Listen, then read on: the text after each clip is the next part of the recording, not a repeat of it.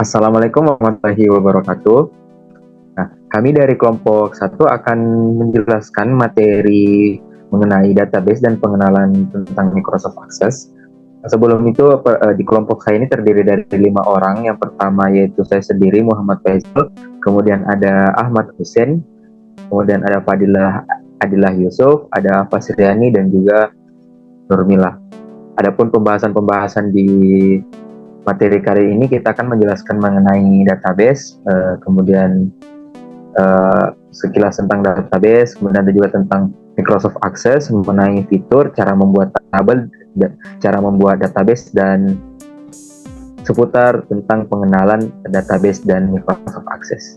Nah, untuk mengefisiensikan waktu, saya serahkan kepada teman-teman saya untuk memaparkan dan menjelaskan materi tentang database dan Microsoft Access.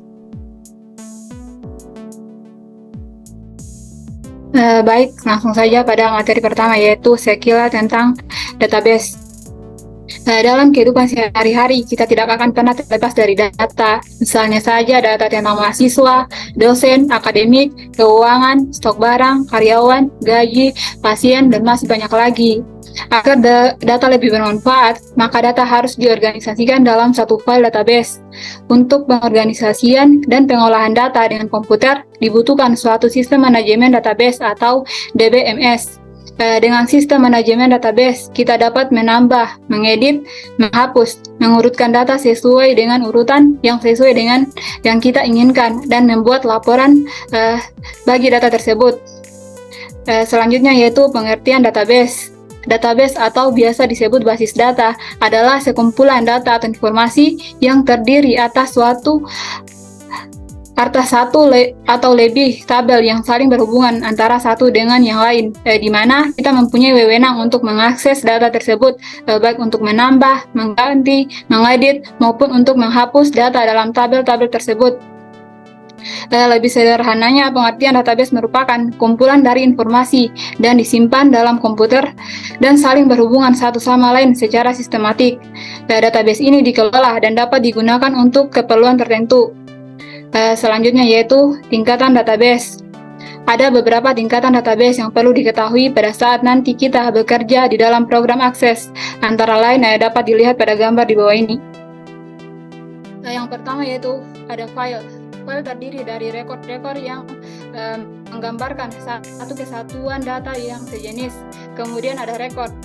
Rekor merupakan kumpulan dari beberapa file yang saling berhubungan tersimpan pada tabel. Satu tabel biasa terdiri dari beberapa rekor sekaligus. Kemudian ada file. File merupakan tempat data atau informasi dalam kelompok sejenis yang dimasukkan atau diinputkan pada bagian kolom tabel. Yang terakhir yaitu karakter. Data terkecil yang berjenis huruf, angka, atau karakter khusus yang berbentuk suatu item data atau file. File atau record dapat dilihat pada gambar di bawah. Materi selanjutnya yaitu mengenal Microsoft Access. Microsoft Access merupakan program database yang cukup populer, mudah digunakan, berorientasi visual dan berbasis Windows, serta dapat diintegrasikan dengan aplikasi lain, terutama Visual Basic. Dengan Microsoft Access, kita dapat membuat dan memodifikasi tabel, formulir entry, data, query, laporan, dan pengolahan database dengan cara mudah dan cepat. Pada saat kita membuka maupun membuat database baru, maka akan tampak tampilan Microsoft Access 2010 seperti pada gambar di bawah. Selanjutnya yaitu fitur-fitur Microsoft Access 2010. Pada Microsoft Access 2010, di mana terdapat fitur-fitur baru yang tidak terdapat pada versi Microsoft Access sebelumnya. Antara lain yang pertama yaitu Calculated untuk jenis data atau data tipe pada tabel desain. Pada saat pembuatan tabel, kita dapat memasukkan rumus atau expression yang pada versi sebelumnya tidak dapat membuat atau menambahkan rumus, dan hanya bisa dilakukan pada query, kontrol, makro maupun kode VBA. Misalkan field total sama dengan unit kali harga. Dapat dilihat juga pada gambar di bawah. Kemudian yaitu navigation control. Access 2010 memiliki fitur kontrol navigasi baru yang memungkinkan kita dengan cepat menambahkan navigasi dasar untuk aplikasi database. Dan ini sangat membantu jika kita membuat database web. Dengan menambahkan kontrol navigasi ke halaman home dari aplikasi kita, pengguna dapat dengan cepat beralih antara form dan laporan dengan menggunakan antarmuka intuitif tab. Kemudian yaitu Web Database Access 2010 memiliki cara baru untuk menggunakan aplikasi database ke server SharePoint sebagai database web. Hal ini memungkinkan kita dan rekan kerja untuk menggunakan database dalam browser web atau dengan menggunakan Access 2010 untuk membukanya dari situs SharePoint. Jika kita merancang database untuk web kompatibel dan memiliki akses ke server yang menjalankan SharePoint, kita dapat mengambil keuntungan dari metode penyebaran baru ini. Selanjutnya itu data makros. Mirip dengan pemicu dalam Microsoft SQL Server, makro data memungkinkan kita untuk melaksanakan tugas pemrograman setiap kali data yang diubah dalam sebuah tabel.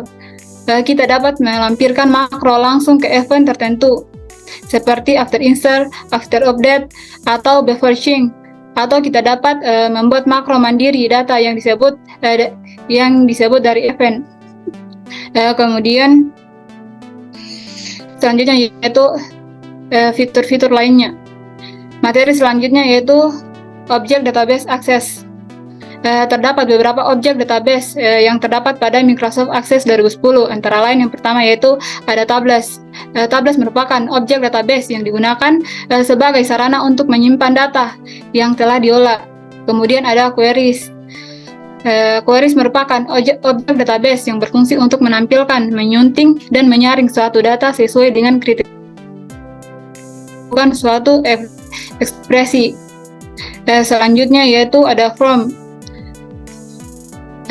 Form adalah suatu database yang digunakan untuk memasukkan data dan mengedit data atau informasi yang ada dalam suatu database dengan menggunakan bentuk tampilan formulir.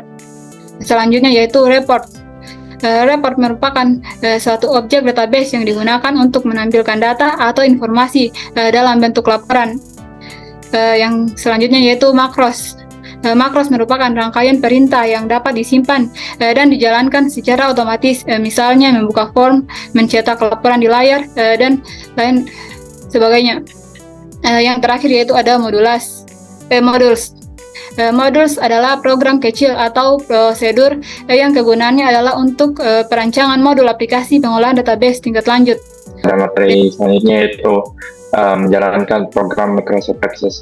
Untuk menjalankan atau mengaktifkan program Microsoft Access 2013 dapat dilakukan dengan beberapa cara.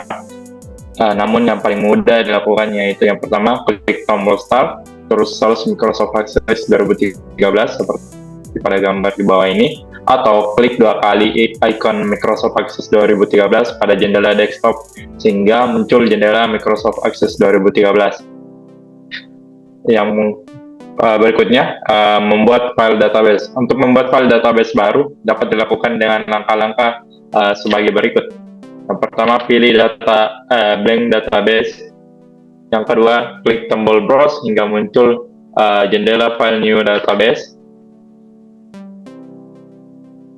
Next,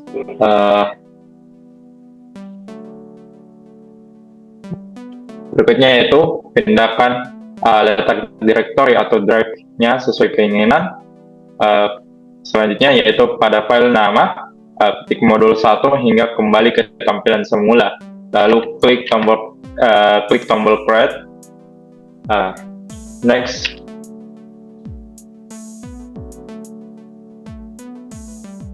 Materi selanjutnya yaitu cara membuka file database. Untuk membuka atau mengaktifkan file database yang telah kita buat sebelumnya dapat dilakukan dengan langkah berikut. Yang pertama, klik menu file, open hingga muncul jendela open. Kedua, cari letak directory di mana data sebelumnya disimpan, lalu pilih nama filenya. Selanjutnya yaitu klik tombol open atau klik menu file listen untuk membuka file database yang telah dibuka atau diaktifkan sebelumnya. Kemudian pilih dan klik file mana saja yang akan kita buka atau aktifkan. Berikutnya yaitu menutup file database. Untuk menutup atau keluar dari file database yang aktif dapat dilakukan dengan dua cara, yaitu klik menu file, terus exit, atau klik tombol kali close pada jendela Microsoft Access. Selanjutnya yaitu cara membuat tabel. Setelah kita membuat file database, tahapan berikutnya adalah membuat file tabel. Cara membuat file tabel ada dua cara, antara lain yaitu membuat tabel dengan data sheet view. Dalam keadaan standar, setelah kita membuka file database, maka yang muncul pertama kali yang aktif adalah objek tabel, sudah tampil dalam jendela data sheet view. Berikut seperti gambarnya. Ada beberapa tahapan jika kita ingin mengisi data pada jendela data sheet view di atas, yaitu yang pertama mengisi data record. Kita diminta untuk mengisi data atau record terlebih dahulu pada kolom isian click to add, misalnya diisi dengan nama Ahmad Hussein, hingga judul kolom click to add berubah menjadi file 1. Berikutnya yaitu mengganti nama file. Untuk mengganti nama file, misal ID menjadi nomor absen, klik 2 kali pada ID hingga muncul blok warna hitam, lalu ketikkan nomor absen, kemudian enter, atau dengan cara lain klik mouse klik kanan lalu pilih rename file. Begitupun untuk mengganti nama file selanjutnya. Selanjutnya itu cara menyimpan tabel. Ada beberapa cara untuk menyimpan tabel, semacam klik tombol seperti pada gambar, save pada quick access toolbar, atau klik tombol menu file lalu pilih save, atau dengan cara tekan tombol Ctrl plus S. Jika kita memilih salah satu perintah di atas, maka akan muncul kotak dialog save as seperti pada gambar berikut. Pada tabel nama, ketik nama filenya, misal data mahasiswa PTKH, terus klik tombol OK. Yang selanjutnya membuat tabel dengan design view. Untuk membuat tabel dengan menggunakan design view dapat dilakukan dengan langkah sebagai berikut. Yang pertama, klik tab create, kedua pada kelompok table, pilih dan klik table design hingga muncul jendela design table seperti berikut. Ini setelah itu pada jendela design table yang dilihat sebelumnya, pada gambar di atas, kita diminta terlebih dahulu untuk membuat struktur seperti tampilan di atas. Klik tombol data sheet view atau icon seperti di gambar ini untuk menyimpan dan sekaligus untuk mengisi data hingga muncul kotak dialog save as. Simpan nama filenya lalu klik tombol OK. Pada jendela data sheet view, silakan Anda isikan data-datanya. Jadi materi selanjutnya itu adalah mengolah desain tabel.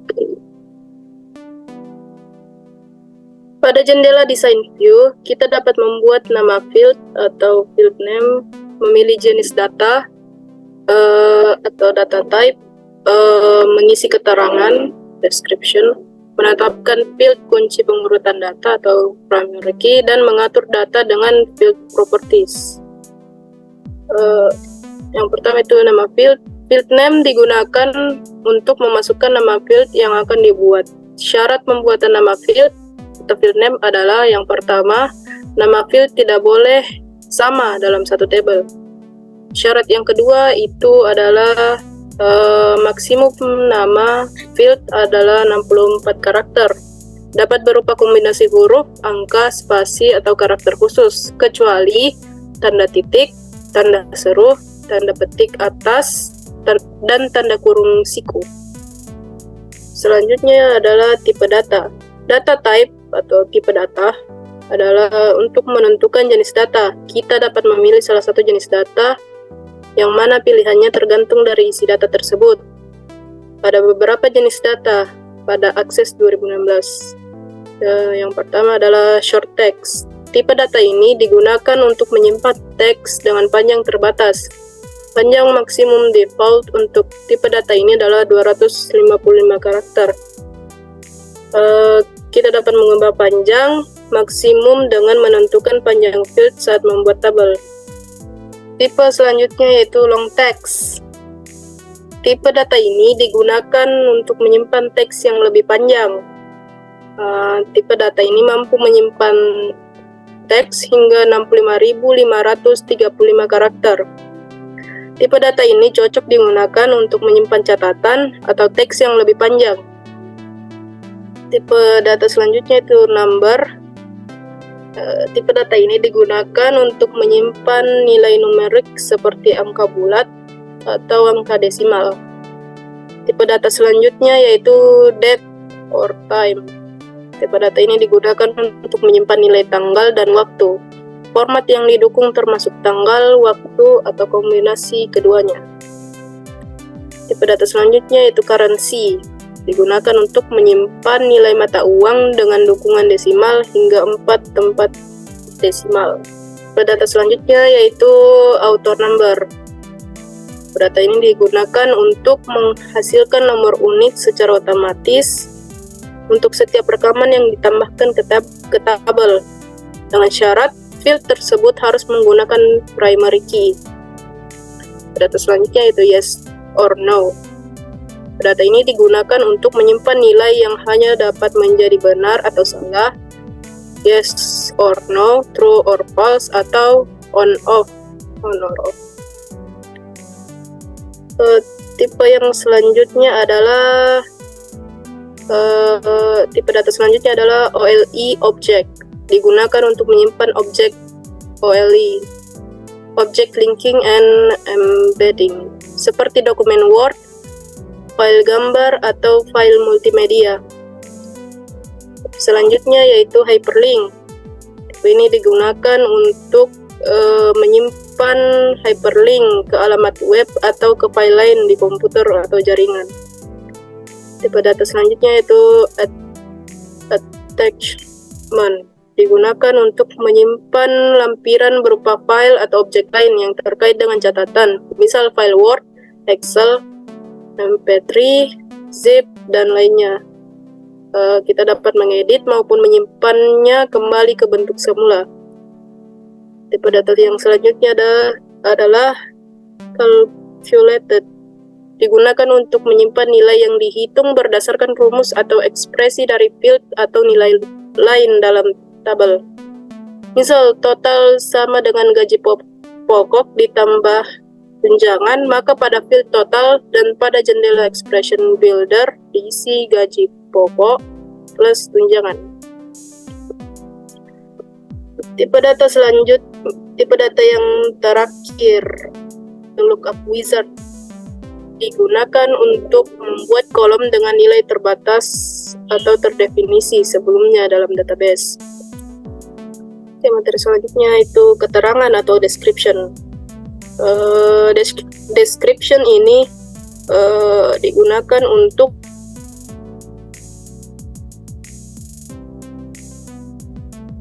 menampilkan teks keterangan pada bagian status tabel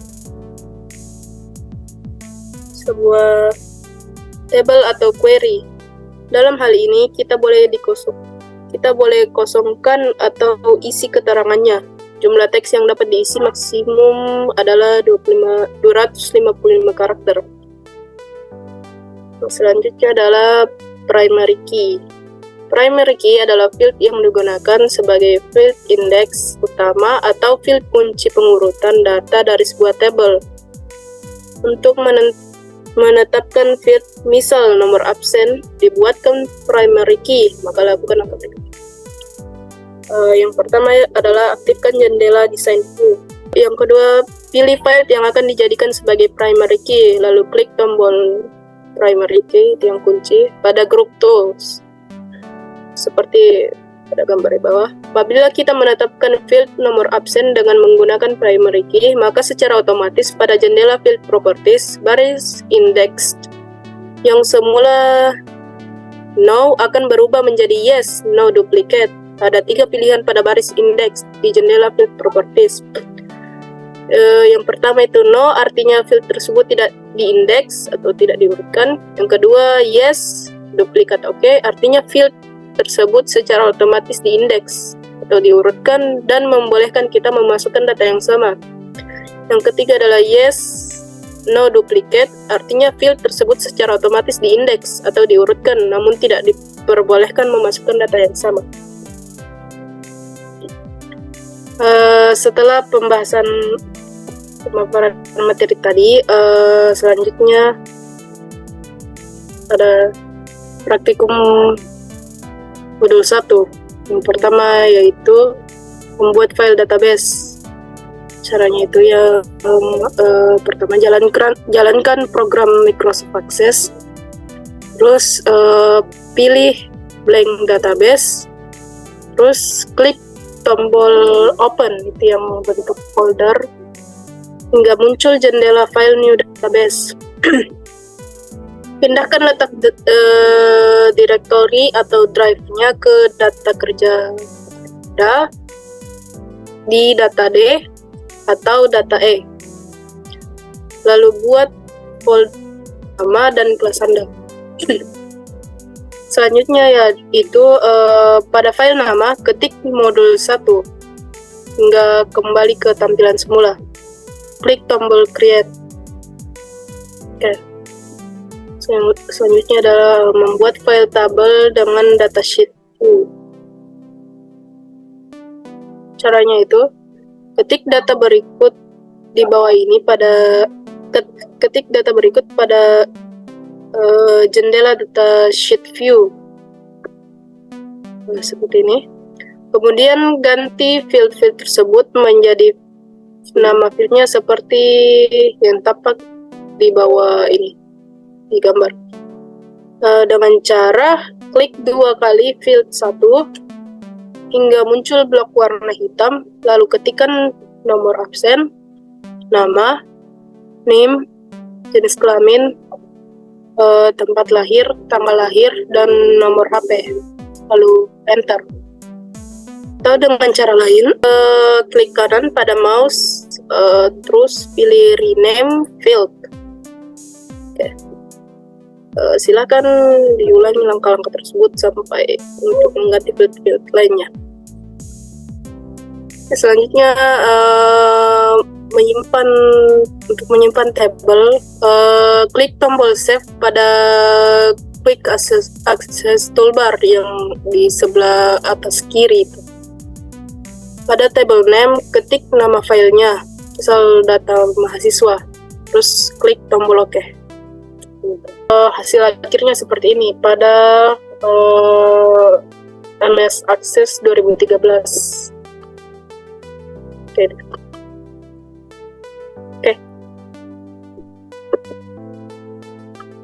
Baik, selanjutnya ada penugasan pada modul praktikum ke-1. Tujuannya untuk memahami cara membuat tabel atau struktur database. Langkah-langkahnya, aktifkan Microsoft Access, kemudian klik Start program Microsoft Access. Kemudian tugas biasa, yang pertama itu klik blank database pada create a new database using. Lalu klik OK. Lalu tempatkan pada folder yang Anda inginkan. Kemudian buat database dengan nama perpustakaan. Lalu buat tabel seperti di bawah ini dengan klik New, klik Design View, lalu klik OK. Untuk nama tabelnya berikan dengan nama tabel buku. Untuk struktur datanya, file name itu kode buku dengan file type text, lalu file size-nya itu 7. Selanjutnya judul buku, yaitu file type-nya text dan file size-nya itu 60. Kemudian penulis buku dengan file type text dan file size 50. Kemudian penerbit buku dengan file type text dan file size 50. Lalu tahun terbit dengan file type number dan file size single. Dan terakhir stock dengan file type number dan file size single. Bila telah selesai pengisian file, rekam tabel tersebut dengan mengaktifkan menu file save tabel buku, lalu klik OK. Dan selanjutnya bila ada pertanyaan do you to create a primary key? No, klik no. Untuk penjelasan tadi bisa dilihat pada gambar berikut. Bisa dilihat hasilnya pada gambar berikut ini.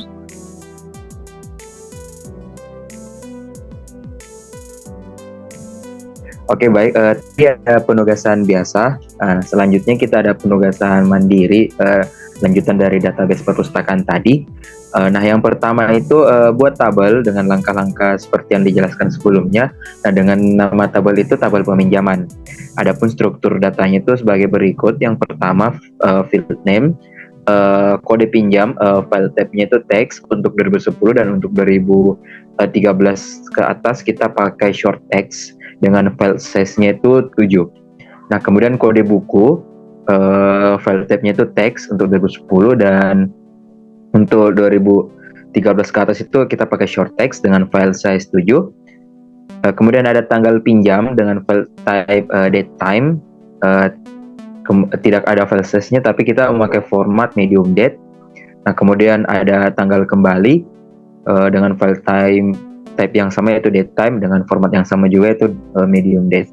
Kemudian yang kedua buat tabel lagi dengan langkah-langkah seperti yang telah dijelaskan dengan nama tabel itu tabel pengembalian. Struktur datanya itu yang pertama field-nya itu ada kode kembali dengan type text dan short text. Kemudian file size-nya itu kita kasih juga 7 dengan format tidak ada format. Kemudian kode buku dengan file type itu text dan short text. File size-nya itu di sini sama, kita tetap kasih juga 7. Di sini salah penulisan, kita kasihnya itu 7 size. Kemudian ada field tanggal kembali dengan field type itu date time. Formatnya itu medium date. Kemudian ada jatuh tempo, file type-nya itu date time juga, formatnya sama dengan medium date. Nah, file yang terakhir yaitu file denda dengan file type itu currency. Nah, file size-nya itu single dengan format kita pakai currency rupiah.